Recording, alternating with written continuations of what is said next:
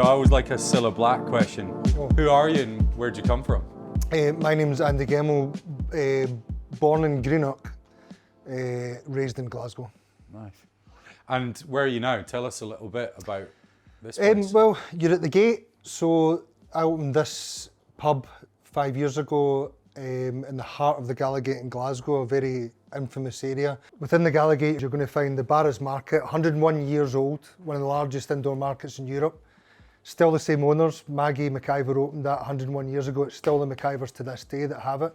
I've also got a cafe across there as well. And again, I absolutely love the area. If you're ever about the weekends, you need to come to a true taste of Glasgow. This is where you come down the Barras. Above the market, you've got the Barrowland Ballroom, one of the most iconic music venues in the world. So yeah, took it over 5 years ago and done it up. And my whole thing was to try and create a modern Scottish pub. Love it. And so where we are in the East End, has there been any challenges? I mean, when we first met, even opening the pub, Yeah. I mean, I was in when it was just the bar top. You were. You came down and saw me and I ripped the place apart. I've been very lucky. I bought the place, bricks and mortar, and I ripped it apart. There's been a pub here for 201 years. Nice. So you walk through the old close, as you come up through it, so it used to be tenements. Then after the Second World War, 1947, they took down all the rest of the tenements and just kept the bottom side. So that's why you've still got the close, you've still got the fireplaces, the back bit. So when I ripped out, I was really hoping for, you know, those gems and everything else. And what I found was like, there was 6 ceilings in here, there was 5 layers of walls.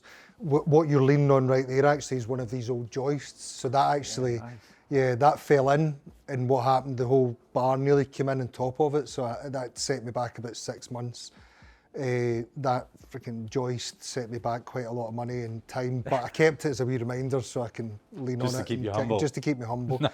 You've got some pretty quirky things around here as well. Like what are you most proud of in the pub? I mean, it's the feeling of it as a whole probably from it, because actually I didn't spend I didn't have a massive budget for the Gate. But really wanted to create was, like, I love pubs, I love proper boozers, so that the textures were really important. The textures of the seat and the seat in the front being a little bit more velvety and textured. So the back area is more like a kind of, almost like a more gentleman's social club kind of feel up the back, and the front should feel a bit more pub. The layout I'm really proud of, because I always think the bar should be the focal point, hence the raised seats, hence the back's raised as well, so that everything's all focusing in. But there's still little corners you can sit in and have a quiet drink if you're out and stuff as well. So this place has been a true labour of love. Like, we're Scottish, right? So we never give ourselves too much credit, but there are moments where I'm proud to be sitting here and sit around and I see people in, having a drink and smiling, and yeah, gives you a nice wee warm feeling. But just for a wee minute, and then I moan about something. So what keeps you going? Obviously it's been quite a challenging few years to say the least. What keeps you going at the end of the day? This is going to sound silly, but I've never really been driven by money. So the money's nice because it keeps us in business and it keeps us doing what we're doing. But I think just people that, as I keep talking about, the area is hugely important to me. I've got a cafe in the Barras Market and everything else. And I just think seeing the evolution, and that's the key word, there's no gentrification down here. This is evolution of what's happening. And I think that's what keeps me doing, because we're not quite there yet. There's many great places opening round about, but seeing the evolution, seeing different people come in, experiencing where we are, experiencing what we offer here as well is really rewarding. So this was always going to be a pub, right? So the true essence of a pub is about community and people and bringing it all in. So I don't tell many people this, I know this is going to go on camera, right? But basically my internal thought process for this place was, what would a 5-star pub feel like? Nice. But if I was to say that outwardly, I would get slapped in the face, right? So it was an internal thought. So what would the 5-star pub feel like? It would feel like attentive, it would feel like, and actually the offering would be way more than what you'd find in a usual kind of pub, because I'm obsessed with pubs, I love them. Yeah. But what would that 5-star feeling feel like? So it's things like table service when you come in, but also the offering, so the best of Scottish produce, what can we get, what's out there, what's constantly evolved. Can we have the best cocktails you can probably have in a pub environment? I think we've hopefully proved that as well. We're in the top 50 bars, cocktail bars, which is an amazing thing, because that same week we got top 50 cocktail bars, then we won a best pub award within that same week, and that for me is like that's it. You know, that's the only thing that would make me happy, because we've got that balance. What would you say really sets you apart? Not that other people don't do this, but we are, like, you get service and you get hospitality, right? So service is your core of what you do, and I think a lot of places will focus on the service part, but the hospitality bit for me is what some people will say sets us apart. I'm obsessed with the right members of the team, the right fit, and ultimately how they make people feel. Like, I was talking to the team last week about this, and it's like, nothing makes me angrier than when you're sitting out for a meal with your partner and they give you the blurb. Hey guys, how you doing guys? Good to see you. And then you hear them saying exactly the same thing to the next table. It just gives me the ick big time. I would rather get terrible service, like somebody spit in my face, rather than get that false hospitality. Do you know what I mean?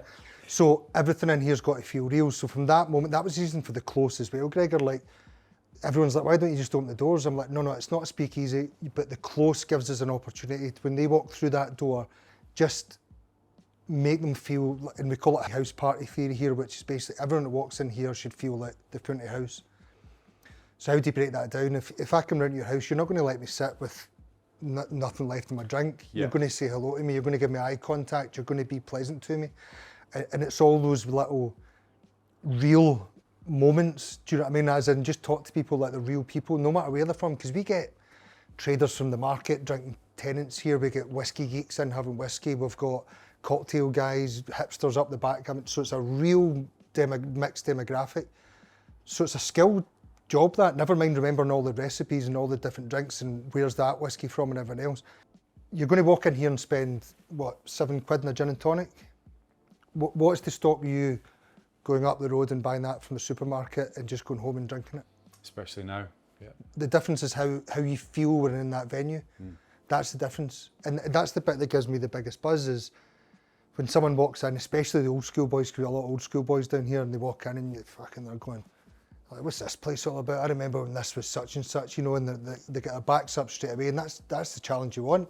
So, how you doing? Come on, take a seat, I'll get you something, be glass of water, they have a look, and then you get them a pint and you see that their whole body just going, this is all right. Yeah. You know, and you've won, you know, and you get them and you're getting them proper, good, pure hospitality, you make them feel great, and you know that then all of a sudden they feel that this is their place, you know. And it's things like, you know, they might have come in here and drank an iron brew, and then you've gone, have you tried this? It's made in the Gorbals. Rapscallion, what's it called? And you're going, right, okay, try that, you know, and you're giving them different experiences, and experiences is the key word, because now forever, it's changed since COVID. People need an experience. The days of just going to a bar or a restaurant and just having okay service and a decent meal and stuff like that's not the same. If anyone's going to spend money and come out and enjoy it, they need an experience, and that means everything. That's the lighting, it's the product, it's the offering, it's the service. Everything needs to be an experience now.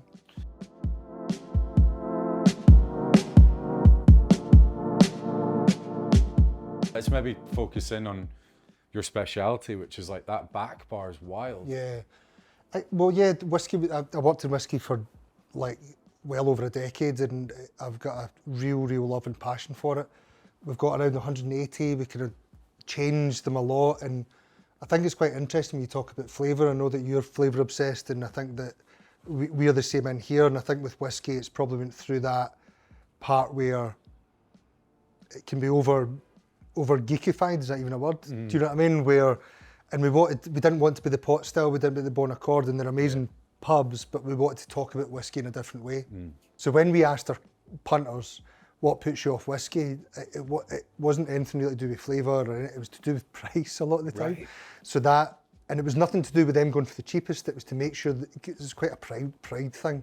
So they were looking at whiskey not knowing what it was going to cost, but if it was going to be, so these wee ones are like £5 a nip right up to £30 a nip. And I think a lot of them, when I talked to them, they had the experiences of going into a whiskey bar and getting done over. You know, they asked for something, all of a sudden it was like, oh my God, it's £15 a nip. So it just made people feel a lot more comfortable. Can you run us through like your approach to mixed drinks? Yeah, absolutely. Simplicity is the key. I think that I love the highball thing. I know the brand's been on about forever, but a long, refreshing drink. We're doing a new menu with just a page full of highballs. I think that our ethos has always been, like I said before, is about simplicity, but it's like the engine behind that, all the stuff that goes on is pretty technical in what they do, but outwardly it just seems very simple and key. 3-4 ingredients, clean, fresh, you know all these words in the back of your can, so it's the same kind of thing, just keeping things simple, making sure that our guests understand everything that's in there from it. Like, Craig, hospitality is relatively straightforward, right? If you break it down, it's giving people what they want and it's introducing them to something new. And it's about what percentage you want of that, right? So Glasgow, I think, for a long time just gave people what they want, hence why you've got 40,000 burger places, all over the place, which is fine. Is that the stat? 40, Probably 40,003 burger places within a square mile. But I think that's fine because you're giving people what they want, but in Glasgow, sometimes you need to challenge people a wee bit, and that's what I like in here. So it's like, you come in here for a pint of tenants, no worries at all. But see, the buzz is like, see when one of the traders is having a tenants and he goes, what's that stuff? And he goes, oh, it's a Scottish IPA, they make that up in Leith and whatever. I'll give a wee taste, and that's the bit. You're just expanding their sort of like, their experience on drinks. They're stuck to one thing, they're learning different things as well. So that is a really big thing for us here, is about like introducing people to different things. A good pub or bar is about trust. So the more you can get into their head about what they actually like about a drink, then you can expand on that and go, like, he likes that because of this. It's like the whiskey thing. Like, if I can nail down a flavour profile they like, I can take them on an adventure, do you know what I mean, from that? So if I go, right, it's actually the pear element or it's the orchid fruits he likes about that whiskey, I know that I can take him in that other direction and give him a different experience. You can really start to expand what they want because it's the common denominator, right? Everyone knows what something tastes like. And whether it's a really experienced palate, as I say, then great, you can get geeky with it. But if it's just, wee Patricia from across the road coming in and having her thing, then you can still speak to her on that level about what they want to experience through flavour. Even on our menu, like, we have the name of the cocktail, then we'll have a 2-word flavour describer, and then the ingredients. And it's amazing the amount of people that don't even ask for the name of the cocktail, they'll ask for, can I have a funky disco? As a flavour descriptor, because it gives them that idea in the head about what they're going to experience. Do you know what I mean? So little things like that really help with a lot of people when they come in. It's way more easier to upsell people now than it ever has been. So I think it's getting out of category absolutely, almost, or same category but willing totally. to try something slightly nice. And I think just more open to trying different stuff. I think that, as I said before, the highballs, long refreshing kind of drinks have always been really popular in here at the best times. But people's openness to try different, because there's been some things we put in the menu where someone will put an ingredient down and I'm kind of like, oh, I don't know if people are going to understand what that is or what they'll do, and it's flown. So it's just, again, it's part of that thing, they're more experienced, they're understanding more what the flavours are. They're making better quality drinks at home and drinking better quality drinks at home. So that translates to here. Because 10 years ago, you could tell them anything, they'd believe you. Oh, this is made through, like, we've sieved this through underpants and it's been fermented through, just make up stuff. But like, general punters now are way more clued up. You know what it's like, before it was all the bartenders that were the geeks, now you've got food bloggers, drinks bloggers, they're all into like what they're doing. Favourite drink on the menu right now?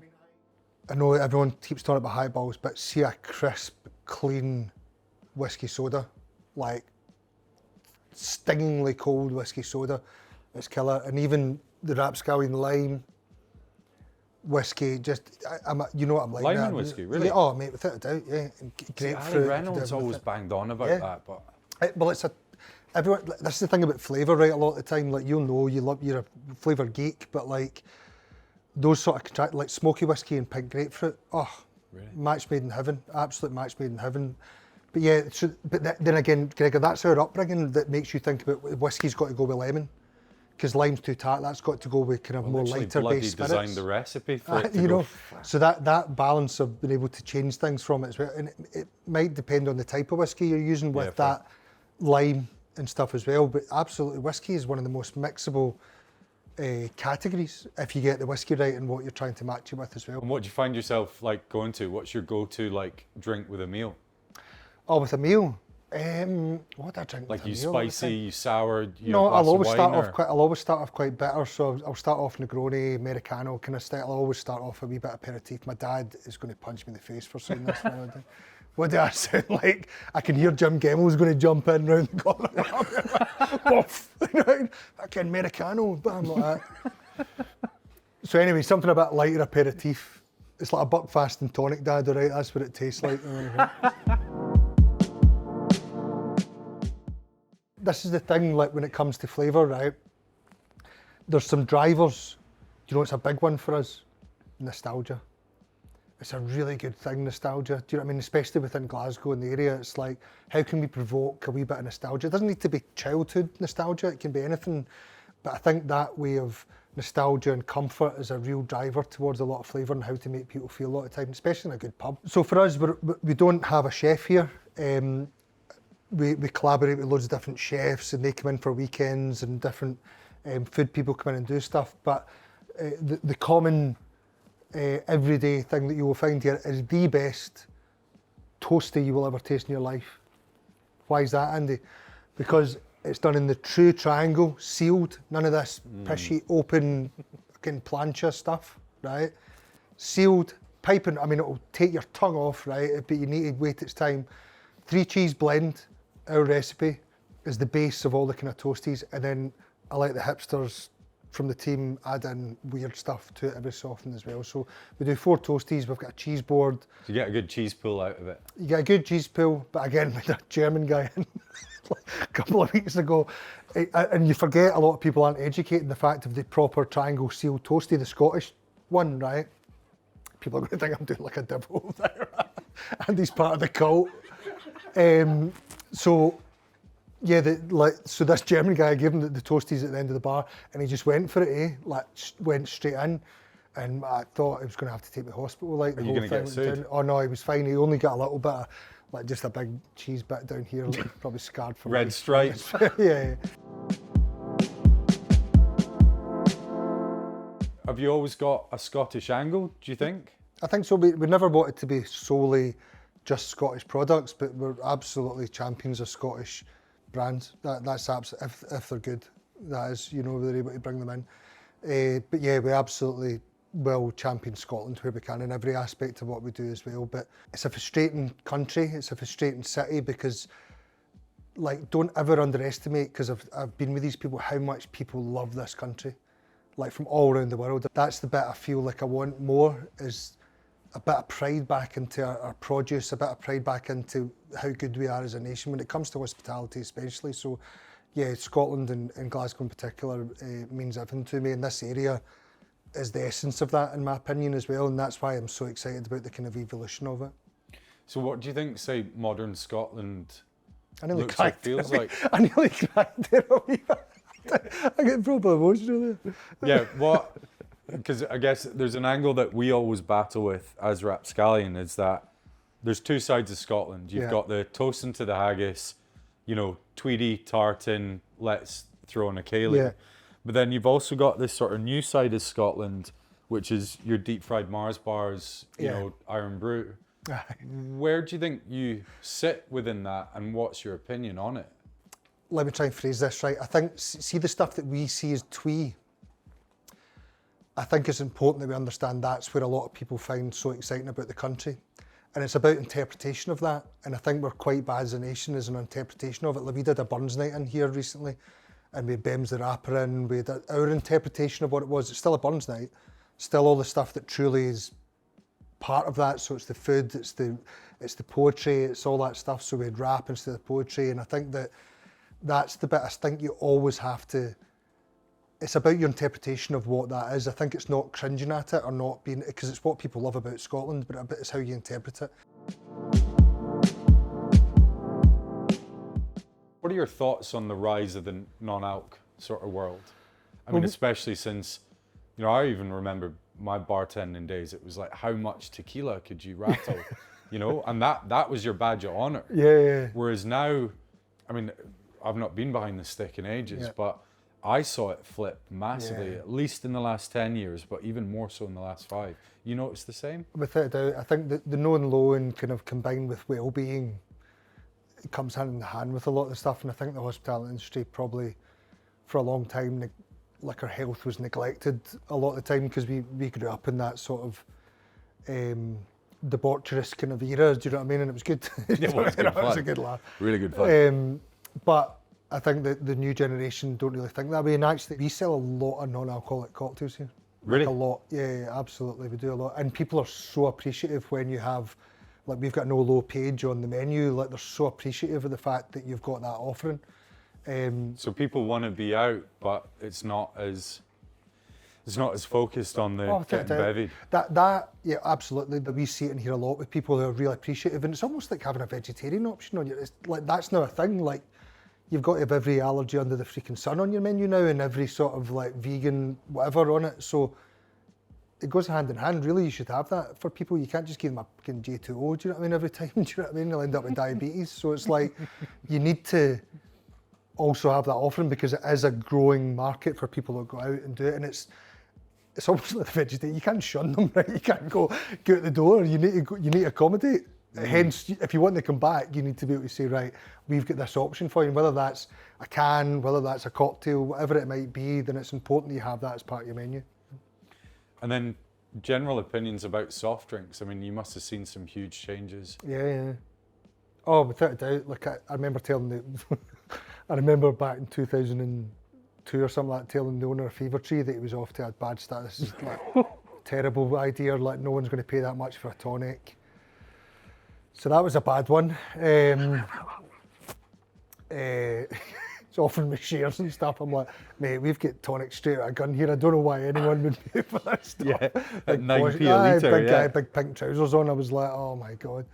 So that was slightly embarrassing. So I'm maybe not the best to do from that. But yeah, soft drinks are like they're part of every single aspect of the offering here, and every place should be the same. There needs to be thought put into that offering. And soft drinks are the same. And I think for so long that wasn't even thought of because it's a pub, right, or a bar. Why would we bother having a decent? But back to what we talked about, people now will actively go out and look for different soft drinks. So we've had Rapscallion in for the start for that one. Meaning, of course, we use it in highballs, use it in cocktails, but for us, it's that, you know, it's a storytelling. I love storytelling elements of everything, you know, and it's you're over the road. I know you know, there's all these little bits there that just go straight for the heart for a lot of people, and that, but I know I'm getting the sale, Gregor. It's not because I like you or anything, it's because I'm like getting out the door. But yeah, the soft drinks has to have as much thought as every other category within your bar. What does the future look like for the Gate? Like, what have you got in the pipeline? Loads. We've got tons coming up, loads of events for over the summer. We've got takeovers coming up. We've got a Soho House one next week, actually, we're doing that. This will be after, so I can say it. We've got Tom Kitchen working with us on that one as well, so that'll be a really big one. That'll be exciting. Yeah, just loads of collaborations. We've got Port Elise Distillery in tomorrow, so it's just got to feel alive, Gregor, right? Like, you can't stop. Like, people won't come out now unless you're giving them something as well. So I refuse to stop. Like, I refuse. This will always still be a pub. You can still come in and enjoy it, but I refuse just to let it just meander. I'm not a meanderer, and I never will be. So I'll always evolve. We'll always see which way the area's going. The front might change eventually. We might open during the day. It might naturally evolve and change into something different. But at its heart, it'll be exactly the same as what it is, which is true Scottish hospitality.